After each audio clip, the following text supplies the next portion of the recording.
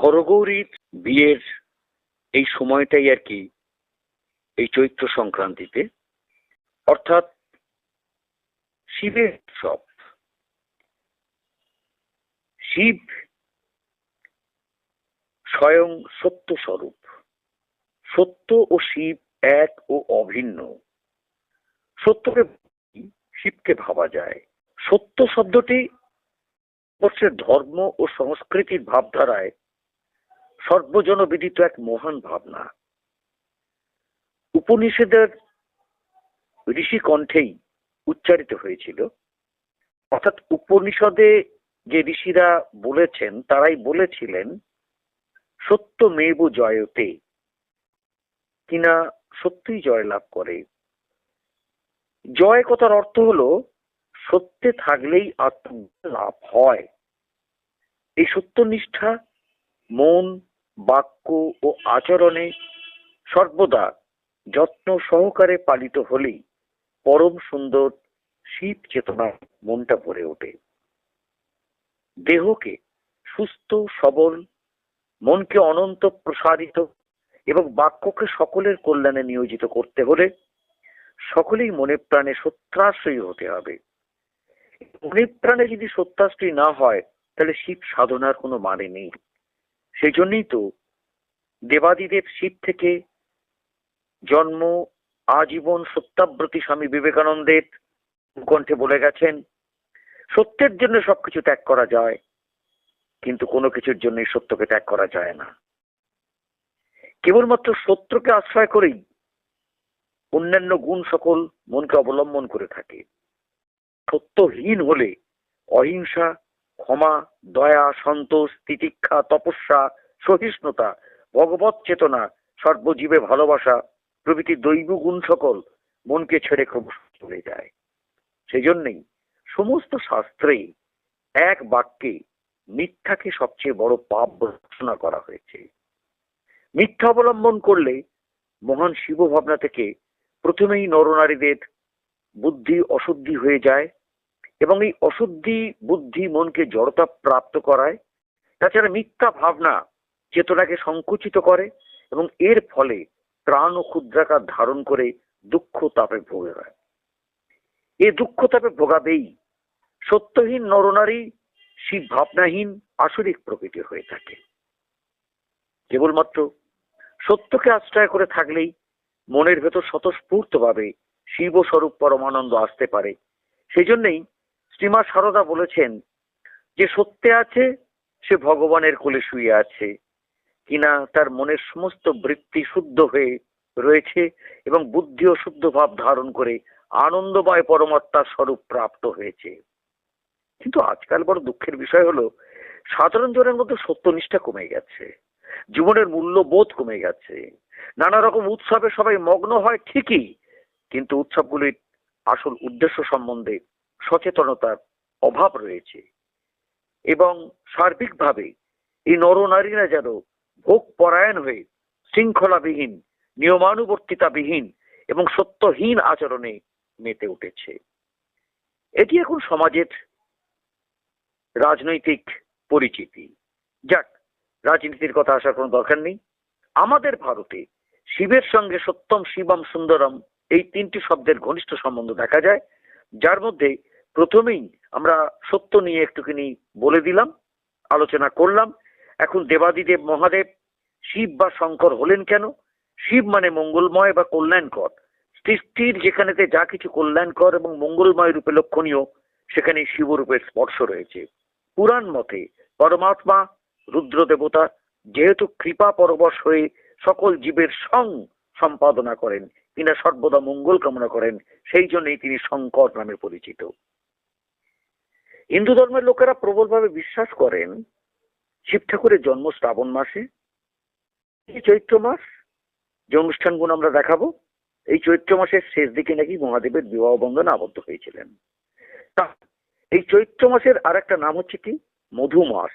এই মধু মাসেই নীলার্ক, নীলার্ক অর্থাৎ শিবের আর একটা নাম, বিয়ে করেন নীল পরমেশ্বরী বা চণ্ডিকাকে। পুরাণ মতে এই বিবাহে পরমেশ্বরের অনুগামীদের মধ্যে ভূত, প্রেত, দানব, দৈত্য এদের পাওয়া যায়। নীলকণ্ঠের এই বিয়ের অনুষ্ঠানকে ঘিরে গাজন উৎসব পালন করা হয় প্রতি বছর। এই গাজন উৎসবকে বাংলার প্রকৃত গণ উৎসব বলে উল্লেখ করেছেন বিশিষ্ট গাজনবিদরা, বিশিষ্ট সাহিত্যিকরা। গাজনের মূল উপাসকের ভক্তা বলা হয়, গাজনের মূল উপাসকদের বলা হয় ভক্তা। এখানেও ভক্তদের আমরা দেখাবো। একটু অদ্ভুত লাগছে তাই না? পৃথিবীতে কত কিছুই তো অদ্ভুত। যাই হোক, আসল কথায় ফিরে আসি। এই ভক্তারাই বিবাহের বরযাত্রী হয়ে যাবতীয় নিয়ম পালন করেন। শিব ঠাকুর আমাদের কাছে নীলকণ্ঠ বা নীলার্ক নামেও পরিচিত, তাই বাংলায় গাজনকে নীল পুজো বলা হয়ে থাকে। প্রায় প্রত্যেক মা তার সন্তানদের জন্য নীল পুজোর ব্রত পালন করে থাকেন। বাংলার এই নীল পুজোই উত্তরবঙ্গ সহ মালদাতে গম্ভীরা নামে খ্যাত। এটি নীল পুজোতে, এটা গম্ভীরা মালদাতে। এই গাজন উৎসব পিঠ ফোঁড়া, বান ফোঁড়া, চাটু ফোঁড়, কাঁটা ঝাপ, মানিক চুরি, সং নাচ সহ আরো নাম নিয়ে পাওয়া যায়।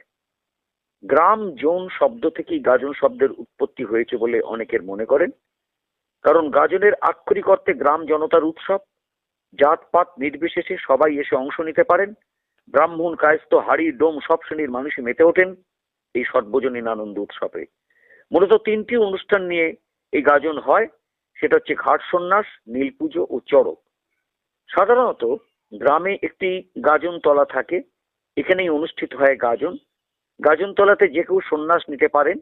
সাধারণত 3 দিন চলে সন্ন্যাসের কঠিন ব্রত, তবে অনেকে পুরো চৈত্র মাস ধরেই ব্রত নেন। এই সময় নানা রকম কৃচ্ছ সাধনা করতে হয় সন্ন্যাসীদের। সন্ন্যাসীরা এই সময় গেরুয়া বস্ত্র পরেন, গলায় থাকে উত্তরীয়, শুধুমাত্র অভ্যিসান্ন গ্রহণ করেন।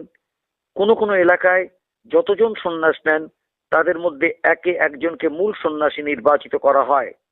ঘাট সন্ন্যাসদের দিন ভক্তরা সকালবেলায় স্নান করে গেরুয়া বস্ত্র ধারণ করেন এবং শিবের মন্দিরে যান। মন্দিরের পূজারী তাদের গায়ে পবিত্র জল ছিটিয়ে দেন। তারপর তিনি শিবের মাথায় ফুল বেলপাতা সন্ন্যাসীদের হাতে আশীর্বাদ দিয়ে দেন। এরপর ভক্তরা শিবের প্রতীক হিসেবে একটা করে নুড়ি পাথর মাথায় দিয়ে তাদের যোগে বের হয়ে যান পরিক্রমা। মোটামুটি এই গ্রামের পথে ঘুরে ঘুরে তারা সংসেজে নৃত্যের সঙ্গে সঙ্গে শিব আরাধনা করে থাকেন এই 3 দিনের। তাই গাজনে বিভিন্ন ধরনের নাচ, বিভিন্ন ধরনের পালাগান, বিশেষ করে ভক্তিমূলক পালাগান, যেটা আজকের অভাব হয়ে গেছে। কেন আজকালকার গাজন একেবারে আধুনিক গাজন হয়ে গেছে। আধুনিকতার ছাপের জন্য গাজনের যে আসল যে মূল মাটির টান সেটা কিন্তু নষ্ট হয়ে যাচ্ছে। কিছু করার নেই, মেনে নিতে হবে। যুগ যেরাম চলছে সেইভাবেই মানতে হবে। এখন সেই ব্যাপারটা নেই যে গ্রামের পথে ঘুরে ঘুরে একেবারে পৌরাণিক কাহিনীর মাধ্যমে যে গাজন পরিবেশন উঠে গেছে। এখন দেখা যাচ্ছে যে হিন্দি সিনেমার সুরে বিভিন্ন ধরনের গানও তৈরি হচ্ছে, সেগুলো আসল গাজনের গান নয়, সে মাটির গান কিন্তু সব চলে যাচ্ছে। তো যাক, আমরা মোটামুটি যে এই গাজন পর্ব নিয়ে আলোচনা এখন করব না, এখন প্রস্তুতি পর্ব চলছে। আমরা এর পরে যে এপিসোডটা যেটা বলবো সেটা সেই 3 দিন, চৈত্র মাসের যে 3 দিন, যেটা হরগৌরীর বিয়ের উৎসব গাজন, চৈত্র সংক্রান্তি আমরা এসে গিয়েছি। তবে সন্ন্যাস পর্ব চলছে বলে আমরা শুরু করে দিলাম এই বাংলার সবচেয়ে বেশি জনপ্রিয় উৎসব শিব উৎসব। শিবের উপাসনা যুগে যুগে। বর্তমান ভারতে উপাসিত দেবদেবীর অন্যতম হলেন শিব আর কালী। এই 2 দেবদেবীর উৎস খুঁজে পাওয়া যায় অনার্য তান্ত্রিক সংস্কৃতির মধ্যে বলেই জানা যায়। অনার্য কৃষিভিত্তিক তান্ত্রিক ধারায় সিন্ধু সভ্যতার কেন্দ্রভূমি মহেঞ্জোদারোর উৎখননকালে বেশ কিছু মাতৃকা মূর্তি ও লিঙ্গরূপী শিব মূর্তির সন্ধান পাওয়া যায় বলেও জানা যায়। মহেঞ্জোদারো থেকে প্রাপ্ত যোনির মধ্যে প্রবিষ্ট লিঙ্গরূপী প্রস্তর মূর্তিগুলো সৃষ্টির প্রতীক রূপে বৈদিক ভারতে শিষ্ণদেব আখ্যা দেওয়া হয়। পরবর্তীকালে হিন্দু তন্ত্রে এই শিষ্ণ দেবী শিব বা মহাদেব নামেই রূপান্তরিত বলে জানা যায়। সত্যম শিবম সুন্দরম, সেটা কিনা সৎ, চিত ও আনন্দ স্বরূপ। অপরদিকে যা চিত বা চৈতন্য স্বরূপ তাই একমাত্র মঙ্গলময়, তাই একমাত্র সুখের আকর, এই একমাত্র ভূমা। এই জন্য শিব মঙ্গলময় সুন্দরম। সুন্দরম মানে অনন্তের অভিব্যক্তি, যেখানে নাম রূপের সীমাবদ্ধ ভাব মুছে গিয়ে এক বিরাট ভাবের স্পষ্ট প্রকাশ হয়, সেখানেই যথার্থ সুন্দরের বিকাশ ঘটে। শিব অনন্ত সুন্দরের প্রকাশ, তাই শিব স্বয়ং এই সৌন্দর্যের বিকাশ ঘটিয়েছেন তপস্যার মধ্যে দিয়ে। তিনি ধ্যান যোগে সিদ্ধ হয়ে পরমাত্মার মধ্যে বিলীন হয়ে গিয়েছিলেন এবং পরে সমাধি থেকে বুদ্ধিত হয়ে নৃত্য করতে লাগলেন। শিবের অনুপম নৃত্য থেকে ভারতীয় অসামান্য নৃত্যধারায় প্রবর্তন হলো এবং ডমরুর বাদ্য থেকে যে সুরধ্বনি তরঙ্গ উত্থিত হলো, তার নাম হলো রাগ ও রাগিনী। এই শিবকেই ভারতীয় নৃত্য ও সঙ্গীতের জনকও বলা যেতে পারে। যাই হোক, এই জগতের প্রত্যেক জিনিসের মতো ভগবান শিবের মধ্যেও স্থূল সূক্ষ্ম ও সূক্ষ্মতর সূক্ষ্মতম রূপ আছে। জটাজুট মণ্ডিত ডমরু হাতে ছাই মাখা শিব হলো স্থূল রূপের প্রকাশ। সমগ্র বিশ্ব ব্রহ্মাণ্ড হলো সূক্ষ্ম শিবরূপের প্রকাশ এবং জগতের সমস্ত মন প্রাণ বুদ্ধি চিত্তবৃত্তি হলো সূক্ষ্মতম শিব স্বরূপের প্রকাশ এবং যেখানেই জীব সেখানেই চলমান শিব রূপে অনুভূতি হলো সূক্ষ্মতম শিবের প্রকাশ। কথায় বলে যত্র জীব তত্র শিব। যা কিছু দেখা যায় তাই শিব স্বরূপে নিত্য বিরাজমান। এই হলো শিবের সূক্ষ্মতম রূপের সার্বিক উপলব্ধি। এমন শিবের উপলব্ধি ঘটেছিল ভগবান শ্রী রামচন্দ্রের, শঙ্করাচার্যের, তৈলঙ্গ স্বামী ঠাকুর, শ্রী রামকৃষ্ণের, স্বামী বিবেকানন্দ প্রভৃত মহান সাধকদের। বলতে কি অন্তর শিবময় হলেই চতুর্দিক শিব ছাড়া আর কিছুই দেখা যায় না। তাই শিব রূপের সৌন্দর্য মহিমা এমনই যা বাক্য ও মনের অতীত। এ কারণেই তো কবি লিখে গেছেন, শিবময় এ সংসার ওরে জীব কি জানো না, প্রকৃতি প্রভাবে শিবে করিছ জীব কল্পনা। সেই শিব সেই জীব, যেই জীব সেই শিব, শিব ভিন্ন নহে জীব, যথা জলে বিম্ব ফেনা। শেষ হয়ে যায়নি। তাই আমরা দেখতে পাই এই সংক্রান্তিতে কোথায় ফুল ঝাঁপ, কোথায় কাটা ঝাঁপ, কোথায় বঁটি ঝাঁপ, কোথায় বান ফোঁড়া, কোথায় দেখা যাচ্ছে যে এই গাজনের অনুষ্ঠান, সেখানে ঘাট সন্ন্যাস, সেসব কথাগুলো রয়েছে। এবং সেই সঙ্গে সঙ্গে দেখা যাচ্ছে যে নীল পুজো, চড়ক উৎসব এবং শুধু নয়, কপাল বান এবং ত্রিশূল বা অগ্নি বান, জিহ্বা বা সর্প বান, বাণবিদ্ধ করার বিশেষ নিয়ম রয়েছে। সে এত আলোচনায় আমরা যাব না, গভীরতে যাব না।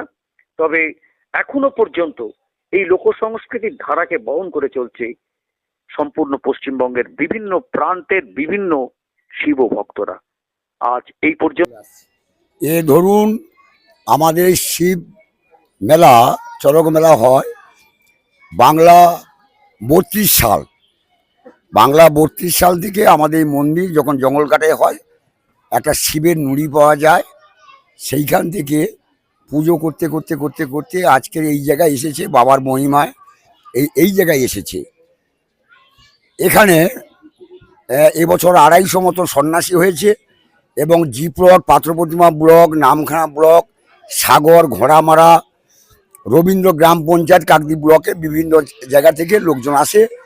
এখানে কৃষি বঙ্কিম এবং বিবেকানন্দ গ্রাম পঞ্চায়েতে গাজন দল, মোট 18টা শিবালয় মন্দির এখানে আছে, 18টা দল এখানে আসে। আর আমাদের শিবালয় মন্দির যে দল করা হয়েছে, আমরা 18টা মারে যাই। প্রত্যেক বছর আমাদের এখানে আমাদের লাইট এবং ধনী পাথর প্রতিমা ব্লক, দুর্বাচটি গ্রাম পঞ্চায়েতের নিবাসচন্দ্র গুড়িয়া এবং বুবাই গুড়িয়া প্রোপাইটার। আর এই যে আপনি দেখছেন আমাদের যে প্যান্ডেল, কাঠটা উনি ডেকে ওঠার, আমরা সমস্ত গ্রামবাসী, দুস্থ গ্রামবাসী মিলে আমরা এই ডায়াসটাকে ভালো মতো প্রত্যেক বছর করি। মানুষের গাজন গান শোনার জন্য ঠান্ডা শুনবে বসে, পাখার ব্যবস্থা আছে, লাইটের ব্যবস্থা আছে। এইভাবে আমাদের দিনের পর দিন পূজা এগিয়ে আসছে। এইভাবে বিভিন্ন মানুষের সহযোগিতা, পাশে গঙ্গাধরপুর মৌজা এবং বামানগর মৌজা মিলন কেন্দ্র, চরকতলা মোড়, চরকতলা গ্রামের শিবালয় মন্দির, বিভিন্ন জায়গা থেকে লোক আসে। কাকদ্বীপ ব্লকে বিভিন্ন জায়গা থেকে, কালীনগর, অনুষ্ঠান চলে এখানে চলছে 7 দিন অনুষ্ঠান চলে। 26 তারিখে ঘট উঠে এবং আমাদের চৈত্র মাসে ঝাঁপের পরে 1লা বৈশাখে যাত্রা হয় তার পরদিন আমাদের অন্নভোগ হয়ে আমাদের মেলা সমাপ্ত হয়। কিন্তু কালবৈশাখী তাণ্ডব তো রয়েছে। সেটাকে উপেক্ষা করে আমরা উপযুক্ত প্যান্ডেল করে যাতে সুষ্ঠুভাবে মেলা পরিচালনা করতে পারি, আমরা গঙ্গাধরপুর মৌজা, মামানগর মৌজা প্রত্যেকটি গ্রামের মানুষ এই মন্দিরে আনন্দ করে থাকে। আমরা আপ্রাণ চেষ্টা করি কাল বৈশাখীটাকে তুচ্ছ করে আমাদের মেলার পরিবেশটাকে আমরা ঠিক রাখি। আপনার নাম? আমার নাম দীপক কুমার পাখিরা। সন্ন্যাসী হয়েছে, আপাতত ৭২-৭৩ জন সন্ন্যাসী ঝাঁপ পড়বে এবং বিভিন্ন জায়গা থেকে মা বোন এসছে এই মেলা এবং কাঁচা সবজি বাজার পয়লা বৈশাখের যে কেনাকাটা করতে হয় এই মেলাতে মাটির কলসির গাছ থেকে আরম্ভ করে কাঁচা সবজি গুড় পর্যন্ত সমস্ত কিছু পাওয়া যায়। সেই ৩২ সাল থেকে এইটা আমরা ধরে রেখেছি। এইটা বছরের পর বছর চলে আসছে। বর্তমান বছরও বিভিন্ন দোকানদার বসেছে, তেলে ভাজা আছে, মিষ্টি দোকান আছে, স্টেশনারি আছে, হ্যাঁ বিভিন্ন দোকান আছে এখানে। বলছি কত বছর ধরে এই চরকতলার বাবা মহাদেবের আরাধনায় যারা ব্রতী হয় তাদের পুজো পার্বণটা করে আসছেন? আমি এসছি আজ 33 বছর। আমি এসছি 33 বছর। তার আগে আমার বাবা ছিল, আমার ঠাকুরদা ছিল। যখন থেকে জঙ্গল কাটা শুরু হয়েছে তখন থেকেই এখান থেকে পুজো শুরু হয়েছে। আপনি কিছু অলৌকিক বাবার ক্ষমতা এমন রয়েছে, একটু বলতে পারবেন? ও সব কিছু দেখানো যাবে না। বাবার অলৌকিক সব সময়। বাবা তো নিরাকার, আমরা কেউ চোখে দেখতে পারি না। যখন কখন আবির্ভাব হয় তখনই তার সমাবর্ষ দেখা যায়। যত সময় পুজোর বসি তত সময় তার আবির্ভাব বুঝতে পারি। একটু যদি দর্শকদের বলেন। এটাই তো দর্শককে বললাম, সবাই শুনতে পাচ্ছে। দর্শকরা জানতে চাইছে যে বাবার যে অলৌকিক ক্ষমতায় যারা আজকের ভক্তরা আসছেন তাদের উপকার হয়েছে, আপনি মেন পুরোহিত। আমার ভক্তর যদি অলৌকিক ক্ষমতা যদি না পেয়ে থাকে, ওরা ভক্তরা এখানে সন্ন্যাসী পরপর বাড়তে থাকে কেন? তাহলে অলৌকিক কিছু ক্ষমতা পেয়েছে বলে আজকে তাদের মানসিক পূরণ হয়েছে বলে আজকে সব ভক্তরা এখানে এসছে। এমন কোনো ঘটনা এরকম কোনো আছে? সেটা ভক্তদের কাছ থেকে জানতে হবে, আমি বলতে পারবো না। ভক্তরাই জানে। আপনি তো পুজো করে আসছেন। আমি আমার পুজোর কাছে ঠাকুরের কাছে পুজো করতেছি, কিন্তু ভক্তদের মনোমাঞ্ছা কি পূরণ হচ্ছে তারাই জানে, ওরা উত্তর দিতে পারবে। আপনার নাম? আমার নাম অশোক কুমার আচার্য, বাড়ি হলদিয়া, পূর্ব মেদিনীপুর।